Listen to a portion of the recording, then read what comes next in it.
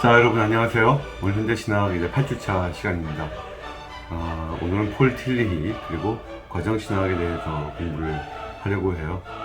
여기 칠판에 적혀있듯이 Time for Change, 뭔가 이제 신정통주의가 정말 한 시대를 구가하면서 신학의 대세를 이루고 있는 상황에서 다시 한번 뭔가 변화의 시간이 필요하다고 외치는 사람들이 나타난 거죠. 어떻게 된 걸까요?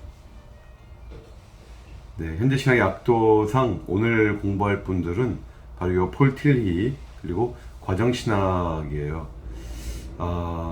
희소식은 이렇게 지금 많은 분들이 이제 진도가 끝났어요. 그래서 이제 틸리히와 과정신학이 남았는데 이들을 신자유주의라고도 해요. 고전적 자유주의자들하고 뭐가 달랐는지 한번 쭉 같이 공부를 해보겠습니다. 키워드, 먼저 폴 틸리히의 가장 중요한 키워드는 상관의 방법이에요. 말이 좀 어려운데 Method of Correlation, 오늘 자세히 배울 겁니다. 근데 이 상관의 방법은 한 문장으로 요약이 돼요. 그게 뭐냐면 철학이 묻고 신학이 답한다. 여러분 그런 말 많이 들어보셨죠? 철학이 묻고 신학이 답한다.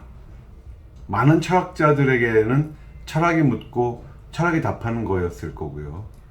또 많은 신학자들은 지금까지 신학이 묻고 또 신학이 답을 해오는 이런 상황이었는데, 이 폴 틸리히는 질문은 철학이 하고 대답은 신학이 한다, 이런 식의 주장을 한 거예요.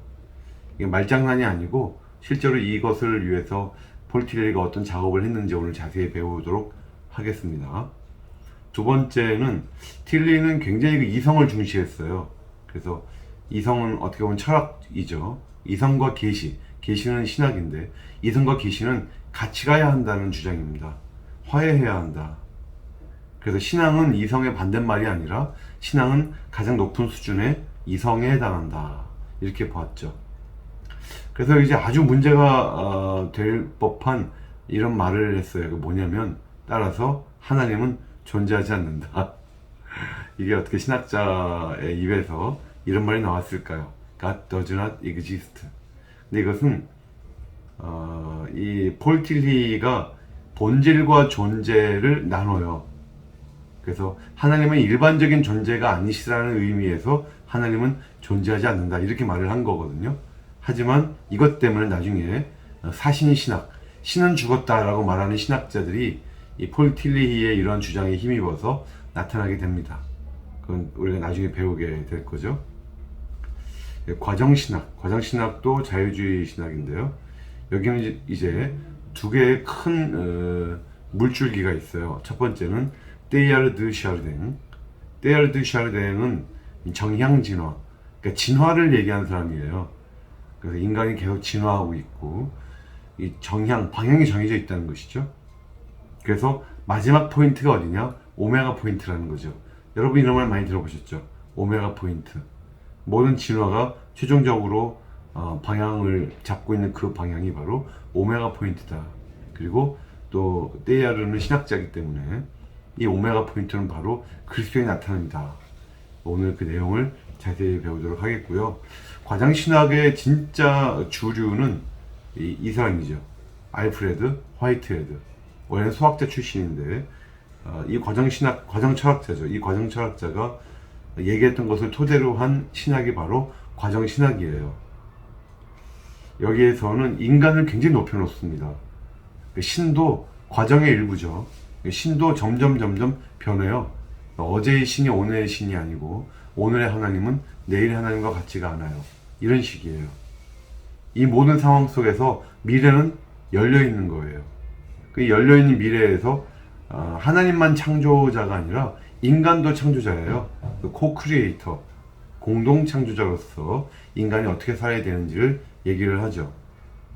그럼 하나님의 존재는 어떤 것일까요? 하나님은 절대적인 강자가 아니시라 하나님은 설득하시는 하나님이에요. 공동 창조자로서의 인간이 올바른 방향으로 갈 수 있도록 인간들을 설득하시는 분이죠. 잘 가이드하시는 분이죠.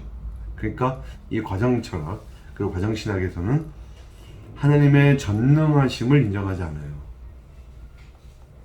왜냐하면 전능하시다 그러면 인간이 어느 방향으로 갈지 다 하나님이 정해놓을 수 있다는 것이죠. 근데 그런 게 아니고 인간이 코크리에이터로서 자신의 미래를 스스로 개척해 나가는 거거든요.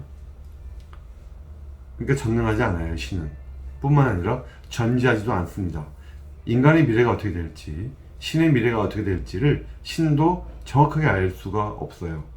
여러 가능성은 알 수 있겠지만 그 가능태지 현실은 아니라는 것이죠. 그래서 이 화이트헤드의 그 후예들이 오늘날도 많이 있고, 가슴 아픈 얘기입니다만, 특히 미국 복음주의 신학 쪽에 이 과정 철학, 과정 신학에서 영향을 많이 받았다고 의심되고 있는 소위 말하는 열린 유실론, 또 열린 신론, 개방 신론, 개방 유실론 이렇게 말하는데, 그런 신학자들이 미국 복음주의 신학권에서 활동을 꽤 하고 있어요.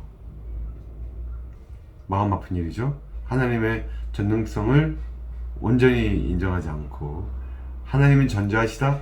그거 아닙니다. 이렇게 말하는 사람들이 우리 복음주의권에 있다는 사실이 참 가슴이 아픕니다.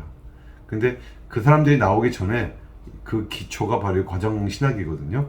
어떤 식으로 이 사람들이 얘기를 했었는지를 알면 나중에 우리가 개방신론을 말하는 사람을 만나더라도 저 신학이 어떻게 나온 건지를 좀 우리가 이해를 할 수가 있어요. 자, 우리들이 좋아하는 이 피너치만 합니다. 찰리가 말을 해요. 안경에 대해서 제일 안 좋은 것은 항상 그것을 깨끗하게 유지하려고 노력해야 한다는 것이야. 이렇게 말을 하죠. 그리고 이제 안경을 눈에서 벗어요. 뭔가 지적을 했나 봐요. 그랬더니 옆에 있던 스누피가 또 열심히 닦아줍니다. 자기 혀로. 그리고 그걸 또 이 찰리가 눈에 썼어요. 그러더니 뭐라고 말했냐면, 무슨 이유인지 모르겠는데 아까보다 더 나빠진 것 같아. 이렇게 말을 하고 있어요. 그랬더니 옆에 있는 스누피는 또 무슨 생각을 해요? 그리고 그거는 사실 맛도 없었어. 이렇게 말을 하고 있는 거예요. 자, 이 얘기를 왜 하냐면, 안경. 내 눈에 어떤 안경을 쓰고 있느냐가 내가 모든 사물을, 모든 신학적인 것들을 바라보는 것을 이제 좌지우지 한다는 것이죠.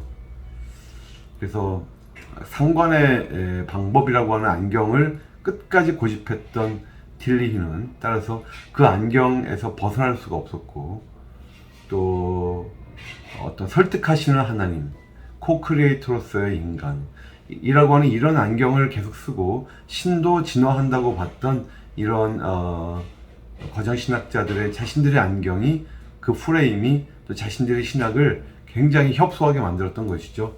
그래서 우리가 이렇게 인간적인, 인본주의적인 안경들을 내 눈에 쓰고 신학을 하는 것은 굉장히 위험한 일이 되겠습니다. 오늘 그 내용들을 자세히 공부를 해볼 거고요. 자, 오늘도 정말 좋은 시간 되시길 바라고요. 틸리히가 살짝 따분해요. 따분하지만 그래도 20세기의 가장 중요한 신학자 중에 한 명에 꼭 들어가기 때문에 틸리히를 우리가 공부를 안 할 수가 없고, 또 과정신학도 지금까지 여러 그 변형된 모습으로 우리 주위에 남아있기 때문에 꼭 공부를 해야 됩니다. 자, 오늘 여러분 건투를 빌겠습니다. 감사합니다.